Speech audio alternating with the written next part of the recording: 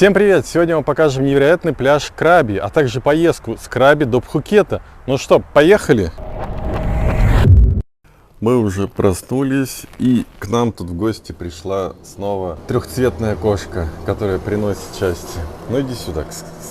Смотрите, какая красота открывается с окна. Тут видно море, если присмотреться. Да, вот оно. И чувствуется прям морской ветер. Сейчас пойдем туда, покажем немного, даже поснимаем с дрона. Смотрите, что можно увидеть на улицах Таиланда. Это варан или крокодил маленький. Как думаете, кто это? На этаже есть общая микроволновка и фены. Это большая редкость, можно их использовать. И тостер даже есть, тосты можно делать. Нам собака только что показала вид наверх. Вот мы забрались на террасу, на 3-й этаж. И смотрите отсюда, какой невероятный вид. Кстати, тут еще собачка. И смотрите, отсюда уже какой вид открывается на море, на острова соседние. Тут, конечно, прям вообще нереальная красота.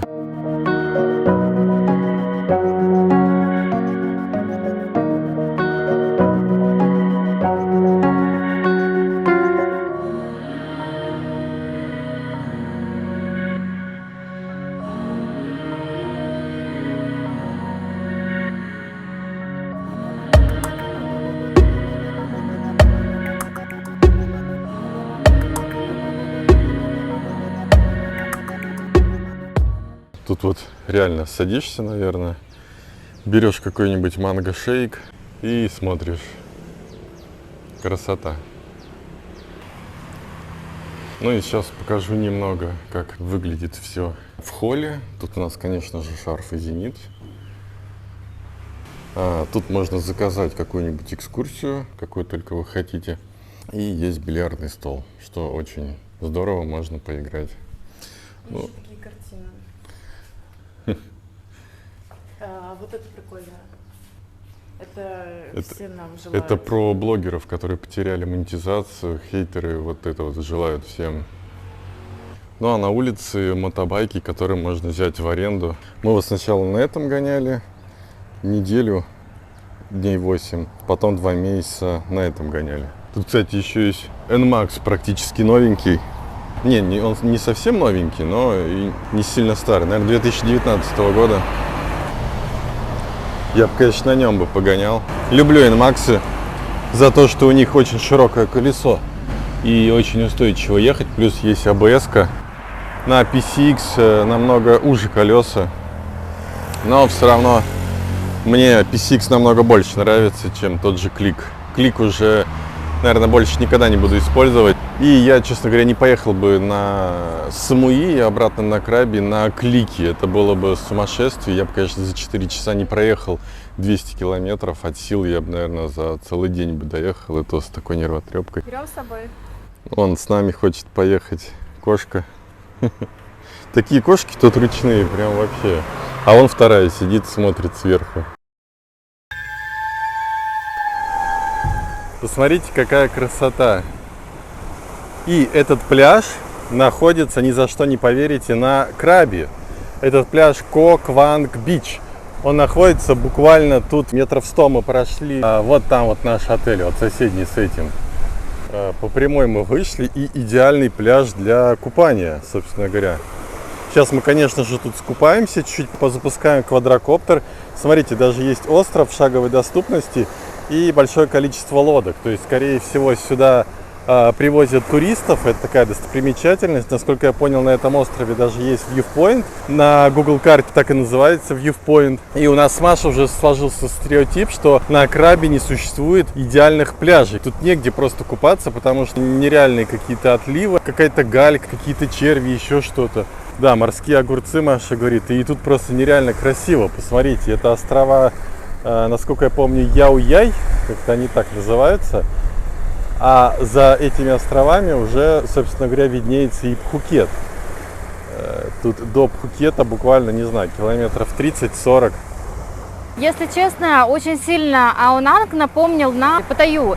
в плане пляжа, потому что там тоже достаточно грязное само море, и там купаться как бы, ну, не очень здорово. А что касается остальной местности, да, когда ты отъезжаешь немножечко от Аонанга, то здесь уже оказывается достаточно чистая, классная водичка. Поэтому, если хочется именно искупаться, то, в принципе, Аонанг и Краби подходят, только нужно выехать за пределы основного вот этого городочка. Мы вообще думали, что, как и на Паттайе, единственный пляж, где можно искупаться, он платный, это Рейли Бич, но оказывается нет. Можно приехать сюда. Единственное, только ехать не так уж и близко от Аонанга или от Краби, там в районе 20-30 километров. И тут очень много отельчиков вдоль пляжа, и цены такие не очень дешевые на различные кафешки, там 200 и выше. Но если вдаль проехать, мы вчера вот нашли Паттай за 80 бат с морепродуктами. И сейчас вот надвигаются уже очередные тучи. Мы сейчас запускаем дрон, пока тучи не пришли к нам.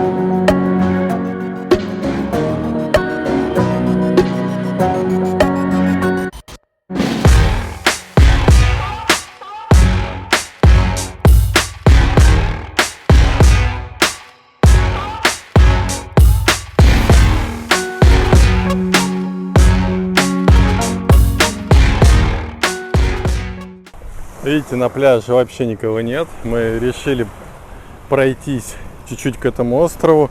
Маша говорит, тут вода вообще нереально чистая. Тут у нас такой отельчик. Я так подозреваю, что довольно он не бюджетный. Идем смотреть воду. Тайские лодочки. И, конечно, красивейшие. Смотрите, прям фотообои. И наичистейшая вода. Смотрите, просто как слеза. Такое дерево стоит, непонятно, как оно тут очутилось, прямо в воде стоит, в соленой воде. Красота просто невероятная. Мы думали, что тут, в Краби, мы не найдем мест, где можно нормально искупаться. А тут такая красотища, оказывается, есть. Все, мы оказались на этом острове. Сейчас тут буквально короткий обзор, что, как и почему. Но красота невероятная. Особенно красиво, конечно, когда с дрона прям нереально выглядит.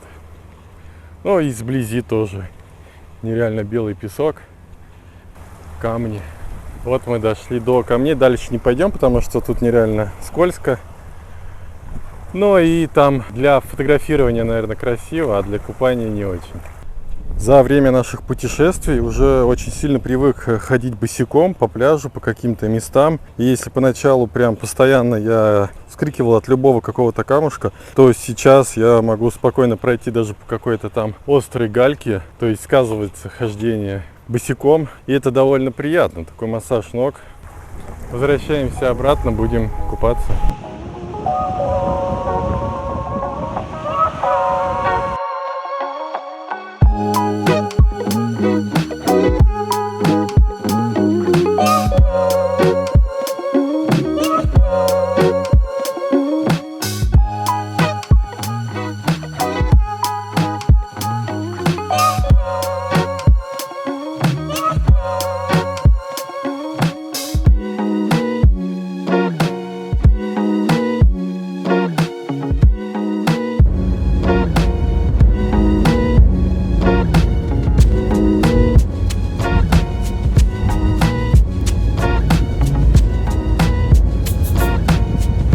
Оказалось, на Крабе огромнейшая проблема с такси. С того места, где мы ехали, мы сначала попробовали InDriver, потому что на Пхукете это просто топ вещь, довольно-таки дешево все. За 10 минут ни один водитель не нашелся. Потом мы попробовали, конечно же, Grab. И сначала один водитель согласился, потом отказался. Потом второй водитель согласился, отказался. И мы уже думали, что делать. Там нам Кирилл предложил уже автомобиль за 600 бат. Но как вдруг на Grab согласились за 340 бат приехать. Мы доехали до нашего места, где мы оставляли один из багажей. Вот он. Маша сейчас перекидывает вещи туда, потому что у нас 2 котомки. Это не очень удобно. И, как видите, мы приехали в то самое место, где мы жили целый месяц. Только сейчас тут вообще никого нету. Или все уехали по делам. Бассейн тут немного грязный стал. Наверное, совсем никто не купается. Прям ностальгия. Мы идем верным путем по всем местам, где мы были. Забираем все наши чемоданы. Мы собираемся домой. Эх. Сейчас поймал такси, которое всего 180 бат. Мы должны доехать до автобусной станции и надеемся, что будут какие-то билеты, потому что мы не знаем даже расписание до Пхукета, но надеемся, что все-таки что-то будет. Иначе нам придется там где-нибудь в Крабе и переночевать, если никаких не будет билетов. Такси, которое за 184 бата все-таки пришло, нам повезло, потому что Кирилл, владелец того дома, где мы вот сегодня ночевали, и он нам сказал, что, ребята, вы дешевле, чем за 500 бат не доедете. Мы сначала с Машей не поверили, такие посмеялись, у нас же есть InDriver. Сейчас мы тут как закажем за 200 бат. Да, как надо. Он говорит, ну давайте заказывайте. И действительно ничего. Да, посмеялся. И действительно это очень туго. Ну вот примерно за 500 бат мы и доехали, плюс-минус там. Едем, смотрим на красоты, потому что тут действительно есть на что посмотреть. Прям невероятно. Сколько тут месяцев жили, но все равно я смотрю, невероятно.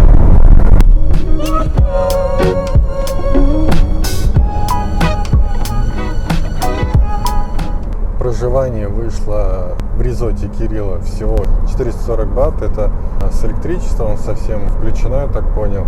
В принципе, очень хорошая цена, учитывая, что до моря там рукой подать. И учитывая, что была нереально мягкая кровать, потому что почему-то вот на Самуи, на Пангане какие-то очень твердые кровати. Я не знаю, с чем это связано. У меня даже поясница вот впервые в жизни начала побаливать. Мы уже на автобусной станции, доехали довольно-таки быстро. И оказывается, последний автобус на Пхукет в 5 часов. А сейчас у нас 16:20.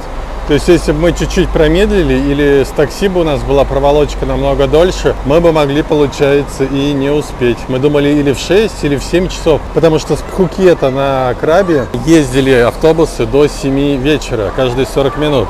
Ну что, нам надо сейчас покушать, и потом уже будем отправляться. Вот мы и сели, у нас попался стильный, розово-оранжевый. Видите, с такими красивыми зеркалами. Автобус полный.